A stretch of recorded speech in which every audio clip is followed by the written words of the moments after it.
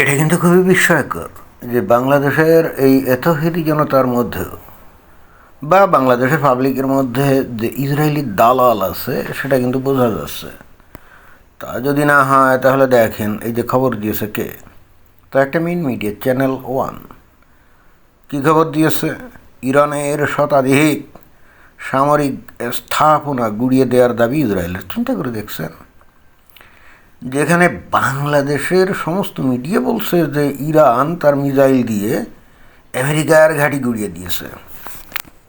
যেমন এই যে ৭১ টেলিভিশন, তারা কি বলছে, মার্কিন ঘাঁটি গুড়িয়ে দিল ইরান। এবং খালি ৭১ টেলিভিশন কেন, আর অন্যান্য যত টেলিভিশন আছে যে বাংলাদেশে, মানে যত টেলিভিশন চ্যানেল আছে সবাই তো এক বাক্যে এটাই বলছে। এতক্ষণে হয়তো ইসরায়েলের কোনো অস্তিত্বই নাই, ইসরায়েলে নাকি মিসাইল পড়ে পড়ে মানে বিল্ডিং টিল্ডিং মনে হয় যে আর একটাও নাই, লোকজন নাকি সব গর্তের মধ্যে লুকাইছে আর কি, যে বাংকার।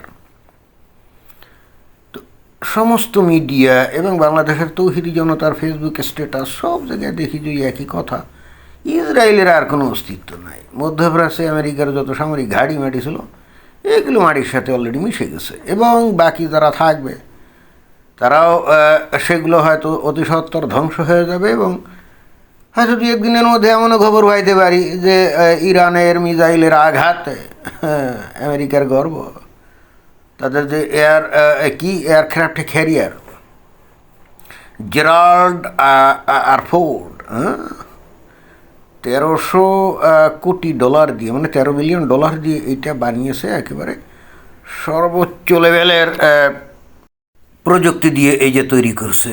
এই যে দেখেন জেরাল আর ফোর্ডের ছবি, কত বিমান ওই যে বসে আছে না উপরে, এবং খালি এই যে উপরে বসে আছে তাই না, এর নিচের ডকেও কিন্তু এই যে বিমান থাকে, ৮০টা না ৮৫টা বিমান জানি একসাথে থাকে।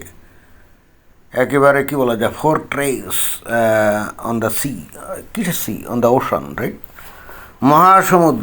মহাসমুদ্রের বুকে একটা দুর্গ।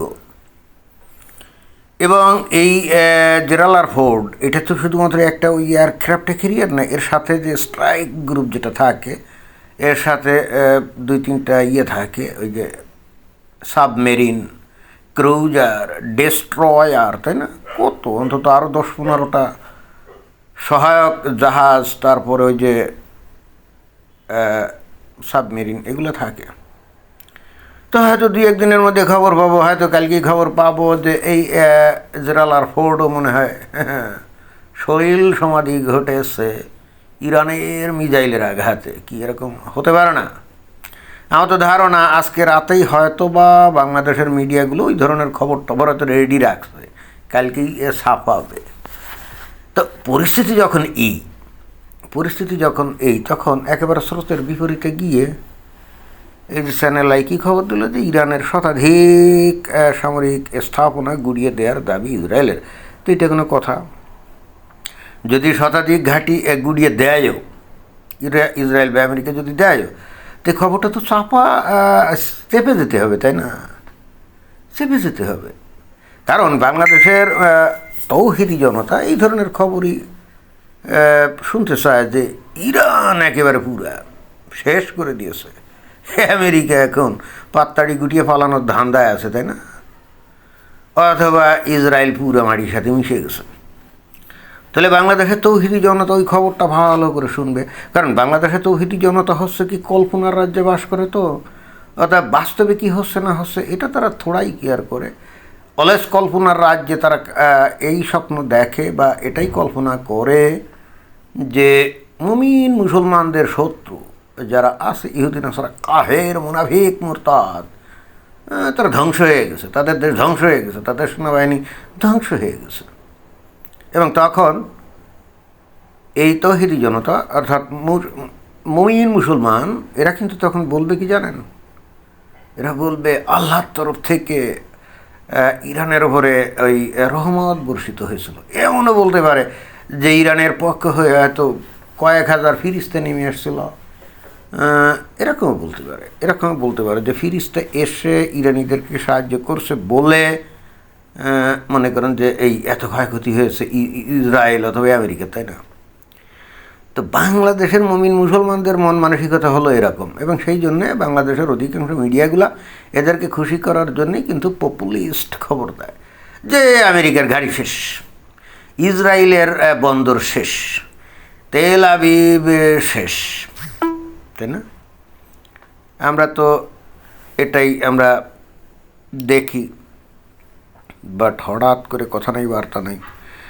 চ্যানেল ওয়ান এসে একেবারে সম্পূর্ণ স্রোতের বিপরীতে কি এই খবর দিচ্ছে, ইরানের শতাধিক সামরিক স্থাপনা গুড়িয়ে দেওয়ার দাবি ইসরায়েলের। আমার মনে হয় যে ইসরায়েলের কাছ থেকে পয়সা খাইছে। তা যদি না হয় তাহলে এই খবর তো তারা কোনোভাবেই দিতে পারে না, কারণ কোয়াইট ইম্পসিবল। এই খবর দেওয়ার জন্য বাংলাদেশের তৌহিদি জনতা আবার এই চ্যানেল ওয়ানের কার্যালয়ে গিয়ে প্রতিবাদ বিক্ষোভ না করে ভাঙচুরও চালাতে পারে। তৌহিদি জনতার তো আসলে মাথা ঠিক থাকে না অনেক ক্ষেত্রে, তাই না?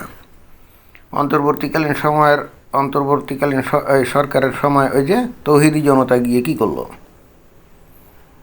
প্রথম আলো এবং ডেইলি স্টার এই পত্রিকা দুইটা খালি ভাঙচুরি করে না আগুন জ্বালায় দিছিল না? আচ্ছা, এই প্রথম আলো আর ডেইলি স্টার পত্রিকার অফিস যে ভাঙচুর করে জ্বালায় দিল, তো এটার এগেনস্টে কি কোনো কেস মামলা কিছু হয়েছিল না কি জানি না। আজকে দেখলাম যে ওই বাংলাদেশের যে পররাষ্ট্রমন্ত্রী যে নতুন খলিলুর রহমান, তাই না, কোনো একটা জায়গাতে দেখলাম যে সাংবাদিকদের বলছে যে এইটা খুবই জঘন্য কাজ হয়ে গেছে, বাংলাদেশে এই ধরনের বর্বর কাজ হবে এটা কল্পনাও করা যায় নাই, বিশেষ করে মোহাম্মদ ইউনূসের আমলে। এবং এই জন্যে এই খলিলুর রহমানকে নাকি নানা জায়গায় নানা কথা শুনতে হয়েছে। তখন খলিলুর রহমান কিন্তু কোনো উত্তর কিছু দিতে পারেনি, এবং খলিলুর রহমান দেখলাম যে মানুষকে সবক দিতে চাইল, বললো যে বাংলাদেশের মানুষের প্রতিজ্ঞা করা উচিত, আন্দোলন সংগ্রাম ভাঙচুর যাই হোক না কেন অন্তত মিডিয়া হাউসগুলোতে যেন কখনোই আক্রমণ না হয়, সেগুলো যেন পোড়ানো না হয়, এরকম এই সমস্ত কথাবার্তা বললো। কিন্তু তৌহিদি জনতাগুলো এগুলো কি পাত্তা দিবে নাকি কে জানে। তবে এই যে চ্যানেল ওয়ান যে এই মানে প্রচলিত ধারার এগেনস্টে অর্থাৎ তৌহিদি জনতার ইচ্ছার বিরুদ্ধে গিয়ে এই ধরনের খবর দিল, এর জন্যে তৌহিদি জনতা যে কোনো সিদ্ধান্ত নিলে কিন্তু বিস্মিত হওয়ার কিছু থাকবে না।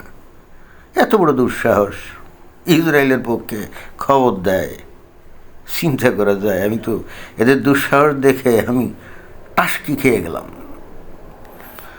তো এটাই ছিল বক্তব্য। ধন্যবাদ।